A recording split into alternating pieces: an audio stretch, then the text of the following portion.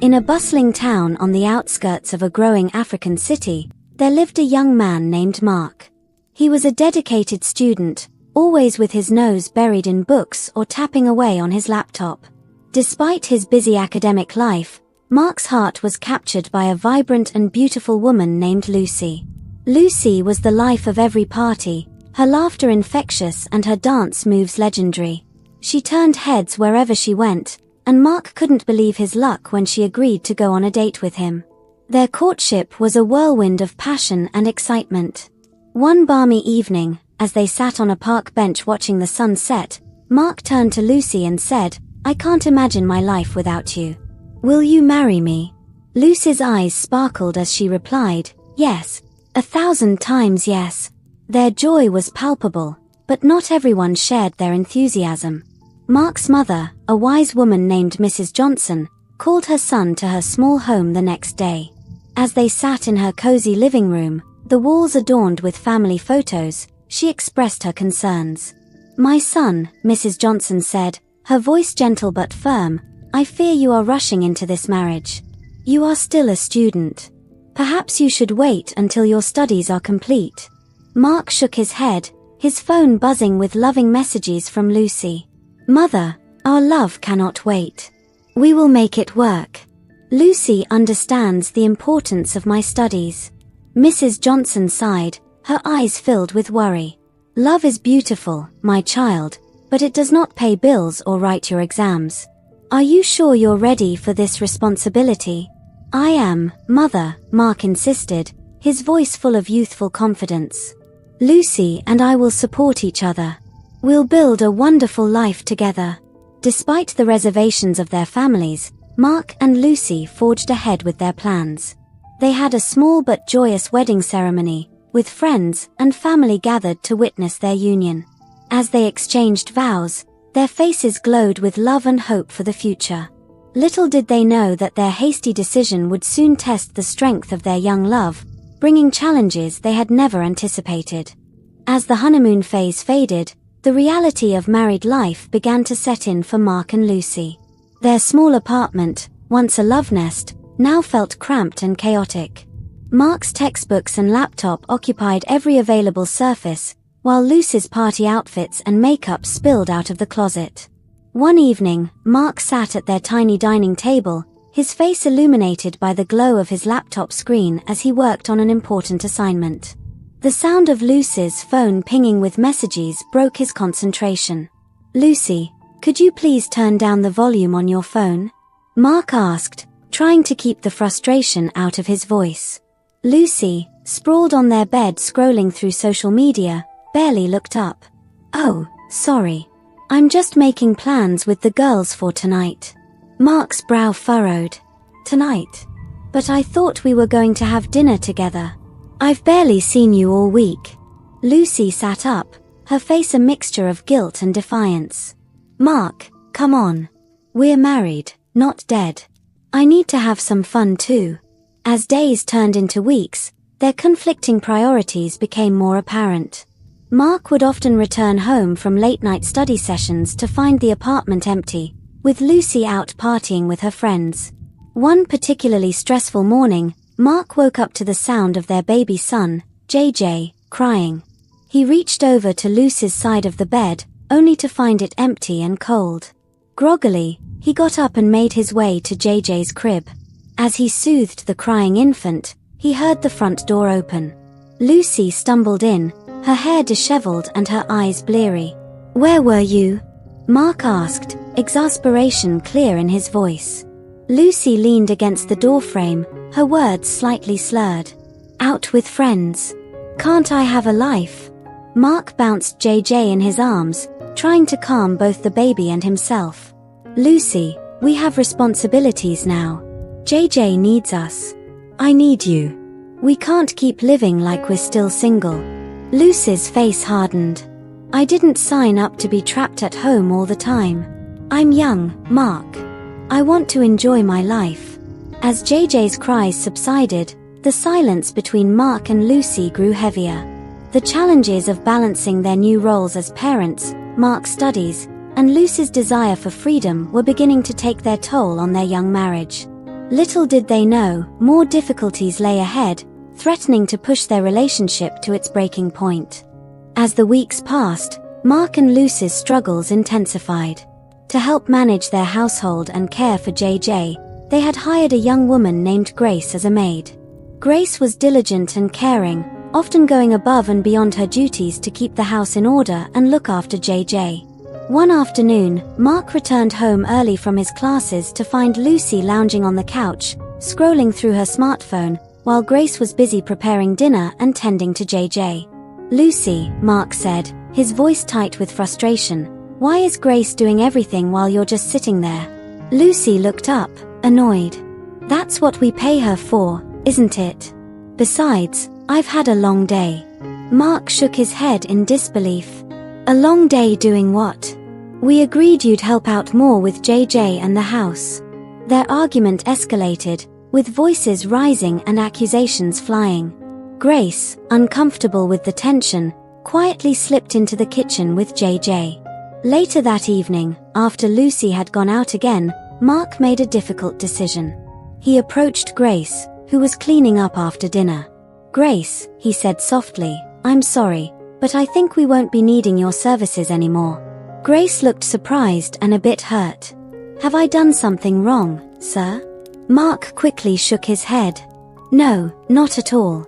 You've been wonderful. It's just, I think Lucy and I need to learn to manage on our own. To be responsible for our own home and child." Grace nodded understanding, though her eyes were sad. "I understand, sir. I will miss little JJ."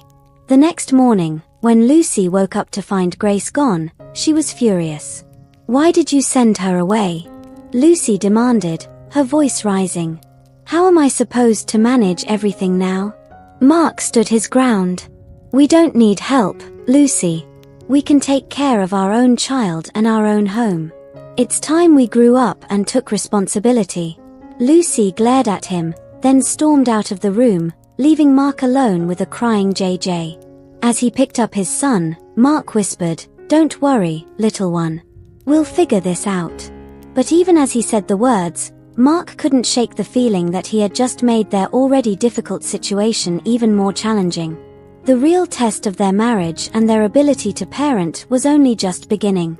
As days turned into weeks without Grace's help, the strain on Mark and Lucy's relationship grew even more pronounced. Mark struggled to balance his studies with caring for JJ, while Lucy's partying habits worsened. One evening, Mark sat at the kitchen table, his laptop open and books spread out before him. He was trying to study for an important exam, but JJ's cries from the other room kept interrupting his concentration. He glanced at the clock on his phone. It was past midnight, and Lucy was still not home. Just then, he heard the front door open. Lucy stumbled in, her hair disheveled and her eyes glassy. The smell of alcohol followed her into the room. "Lucy," Mark said, his voice a mixture of relief and frustration, "where have you been? JJ's been crying for hours." Lucy waved her hand dismissively. "Out with friends. Can't I have a little fun?" Mark stood up, his patience wearing thin. "Lucy, please. JJ needs you. I need you. I have a crucial exam tomorrow, and I haven't been able to study properly." Lucy rolled her eyes. "You handle it. I'm tired."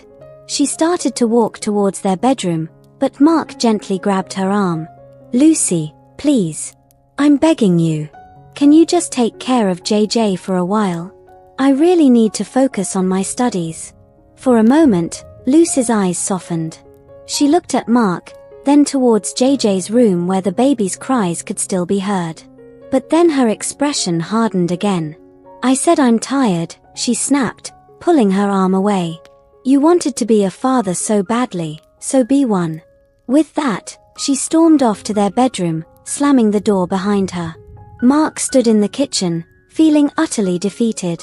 He looked at his books, then at JJ's room, torn between his responsibilities as a student and as a father. With a heavy sigh, he closed his laptop and went to comfort his son. As he held JJ, trying to soothe the crying baby, Mark couldn't help but wonder how things had gone so wrong. This wasn't the life he had imagined when he proposed to Lucy. He loved her, but her behavior was becoming increasingly difficult to handle. "What are we going to do, JJ?" he whispered to his son. "How are we going to make this work?"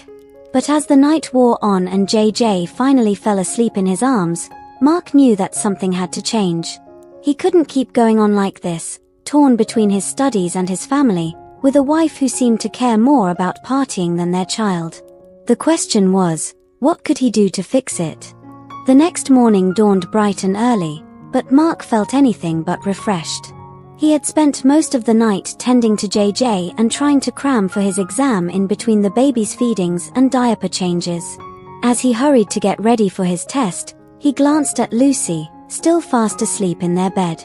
He sighed, knowing he couldn't count on her to take care of JJ while he was gone.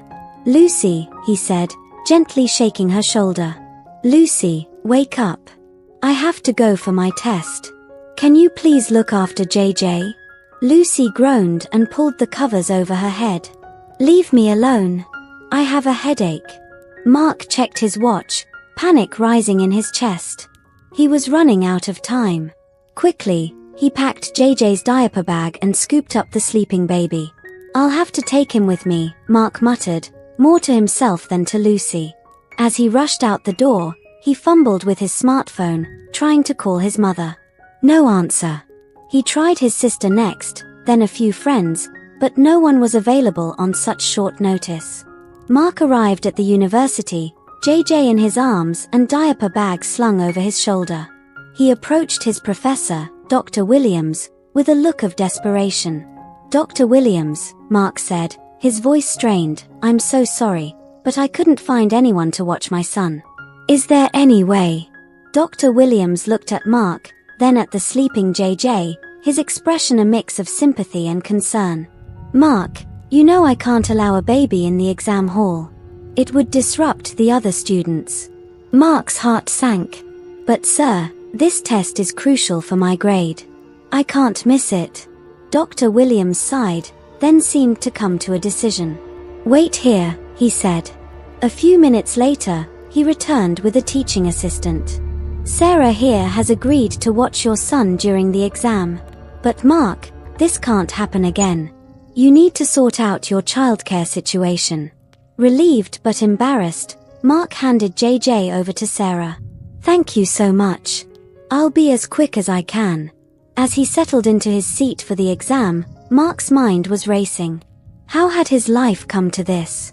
He was grateful for Dr. Williams' understanding, but he knew the professor was right. Something had to change. Throughout the test, Mark struggled to focus. His eyes kept darting to the clock, worried about JJ and feeling guilty for imposing on Sarah.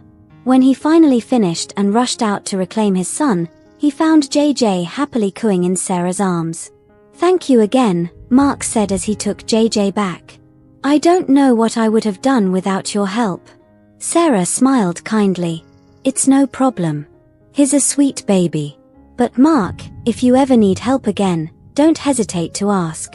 It seems like you could use a hand." As Mark walked home, JJ secure in his arms, he couldn't shake Sarah's words. Maybe it was time to admit that he did need help. But with Lucy becoming increasingly unreliable, where could he turn? In the days following the exam incident, Mark found himself at his wits' end. Lucy's behavior hadn't improved, and he was struggling to keep up with his studies while caring for JJ. One afternoon, as he was leaving the university library with a stack of books in one arm and JJ in the other, he quite literally bumped into Sarah. "Oh, I'm so sorry," Mark exclaimed, trying to balance the books and the baby. Sarah quickly steadied him. "No worries, Mark. Here, let me help you with those books." As Sarah helped him gather the fallen books, Mark couldn't help but notice how gentle and patient she was, even as JJ began to fuss. "How are you managing?" Sarah asked, genuine concern in her voice. Mark sighed, the weight of his struggles evident on his face. "Honestly, not great. It's been challenging." Sarah nodded sympathetically. "I can imagine. Listen, I hope this isn't overstepping, but I actually work as a part-time cleaner to support my studies. If you ever need help with JJ or around the house, I'd be happy to assist." Mark's eyes widened with surprise and relief. "Really? You'd do that?" Sarah smiled warmly. "Of course. I enjoy taking care of children, and it seems like you could use a break." Mark hesitated for a moment, thinking about Lucy's potential reaction. But the thought of having some help was too tempting to pass up. "That would be amazing, Sarah. Thank you. When can you start?" They exchanged contact information, and Sarah agreed to come by Mark's apartment the next day. The following afternoon, as Sarah arrived, Mark couldn't help but feel a sense of relief wash over him. The apartment was a mess, with dirty dishes piled in the sink and laundry scattered about. Lucy was, once again, nowhere to be found.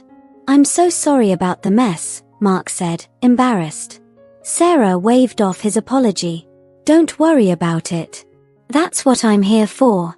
Why don't you focus on your studying, and I'll take care of JJ and tidy up a bit." Grateful beyond words, Mark nodded and retreated to his small study area. For the first time in weeks, he was able to concentrate fully on his coursework without worrying about JJ or the state of the apartment. Hours later, Mark emerged from his study to find the apartment spotless and JJ happily playing in his playpen. The smell of a home-cooked meal wafted from the kitchen. "Sarah, this is incredible," Mark said, amazed. "I can't thank you enough." Sarah smiled, clearly pleased. "It's my pleasure, Mark. JJ is a wonderful child, and I'm happy to help." As they chatted over the meal Sarah had prepared, Mark felt a sense of normalcy he hadn't experienced in months. He found Sarah easy to talk to, and her kindness and understanding were a stark contrast to the tension he'd grown accustomed to with Lucy. When Sarah left that evening, Mark felt a mix of gratitude and guilt. He was thankful for her help, but he couldn't shake the feeling that he was betraying Lucy somehow by accepting assistance from another woman. Still, as he looked around the tidy apartment and at the peacefully sleeping JJ, he knew he had made the right decision. Little did Mark know, Sarah's presence in their lives was about to change everything. A few weeks had passed since Sarah began helping Mark with JJ and the household chores. The apartment was consistently clean, JJ was well cared for, and Mark was finally able to focus on his studies. However, Lucy's behavior remained unchanged, and her absences became more frequent. One afternoon, Mark returned home from classes to find Lucy hurriedly packing a suitcase. Sarah was in the kitchen, preparing a bottle for JJ. "Lucy?" Mark asked, confusion evident in his voice. "What's going on? Where are you going?" Lucy barely looked up from her packing. "Oh, hey. I'm going to Abuja for a friend's wedding. I'll be gone for a week." Mark was stunned. "A week? But you didn't say anything about this before. We have responsibilities here, Lucy. We can't just up and leave whenever we want." Lucy zipped up her suitcase and finally turned to face Mark. "Look, it's not a big deal. Sarah's here to help with JJ, and you seem to be managing just fine without me anyway." "That's not the point," Mark protested. "We're supposed to be partners in this. You can't just leave now. We need you here." Lucy's eyes flashed with anger. "You can't leave now," she mimicked. "That's all I ever hear from you. We need you here, Lucy. Be responsible, Lucy." "Well, guess what? I need some time for myself too." She grabbed her suitcase and headed for the door. Mark followed her, his voice rising in frustration. "You can't leave now. We need you here," he repeated, more firmly this time. Lucy paused at the door, her hand on the knob. She turned back to Mark, her expression cold. "Watch me," she said, and with that, she walked out, slamming the door behind her. Mark stood there, shocked and hurt. He felt a gentle hand on his shoulder and turned to see Sarah, holding JJ. "I'm so sorry, Mark," she said softly. "Is there anything I can do?" Mark shook his head, fighting back tears. "No, thank you, Sarah. You've already done so much. I don't understand how she can do this. Sarah guided him to the couch, still holding JJ. Why don't you sit down? I'll make you some tea. As Sarah busied herself in the kitchen, Mark sat on the couch, his head in his hands. He felt lost, betrayed, and overwhelmed. How had his marriage come to this? When Sarah returned with the tea, she sat next to him, offering silent support. JJ, sensing the tension, began to fuss. Without thinking, Mark reached out and took his son from Sarah's arms, cradling him close. What are we going to do, JJ? He whispered, echoing the words he had spoken so many nights before. But this time, as he looked up and met Sarah's compassionate gaze, he felt a glimmer of hope. Maybe, just maybe, they would find a way through this, with or without Lucy. In the days following Lucy's sudden departure, Mark found himself falling into a new routine with Sarah's help. She would arrive early in the morning, just as Mark was preparing for his classes, and stay until late in the evening, ensuring that both JJ and the apartment were well cared for. One evening, about a week after Lucy left, Mark returned home to find Sarah reading a story to JJ. The baby was nestled in her arms, his eyes drooping as he listened to her soothing voice. The scene brought a warmth to Mark's heart that he hadn't felt in a long time. You're amazing with JJ, Mark observed, setting down his backpack. Sarah looked up, a soft smile on her face. He's a wonderful child. So curious and happy. As Sarah gently placed the now sleeping JJ in his crib, Mark went to the kitchen to heat up the dinner she had prepared earlier. The aroma of a home-cooked meal filled the apartment, a stark contrast to the takeout and instant noodles that had been their staple before Sarah's arrival. Join me for dinner? Mark asked as Sarah emerged from JJ's room. Sarah hesitated for a moment before nodding. That would be nice, thank you. As they sat down to eat, Mark couldn't help but notice how comfortable their interactions had become. There was an ease between them that he had never experienced with Lucy, even in the early days of their relationship. So, how are your studies going? Sarah asked, genuinely interested. Mark's face lit up. Actually, really well. I've been able to focus so much better lately. I think I might even be on track for top marks this semester. Sarah beamed at him. That's wonderful, Mark. I'm so glad things are looking up for you academically. As they continued to chat, Mark found himself opening up about his struggles with Lucy, his fears about being a single parent, and his dreams for the future. Sarah listened attentively, offering words of encouragement and support. You're doing an amazing job, Mark, she said softly. JJ is lucky to have you as his father. Mark felt a lump form in his throat at her words. Thank you, Sarah. I don't know what I would have done without your help these past weeks. As the evening wore on, neither seemed in a hurry for Sarah to leave. They moved to the living room, continuing their conversation in hushed tones to avoid waking JJ. Mark found himself noticing little things about Sarah, the way her eyes crinkled when she smiled, the gentle way she tucked a strand of hair behind her ear, the warmth of her presence. It was only when the clock struck midnight that they realized how late it had gotten. Oh my, I should go, Sarah said, standing up quickly. As she gathered her things, Mark walked her to the door. There was a moment of awkward silence as they stood there, neither quite sure how to say goodbye. Thank you again, for everything, Mark said softly. Sarah smiled up at him. It's my pleasure, truly. As she turned to leave, Mark felt an overwhelming urge to ask her to stay. But he held back, watching as she walked down the hallway and out of sight. Closing the door, Mark leaned against it, his heart pounding. He couldn't deny it any longer, he was developing feelings for Sarah. And that realization both thrilled and terrified him.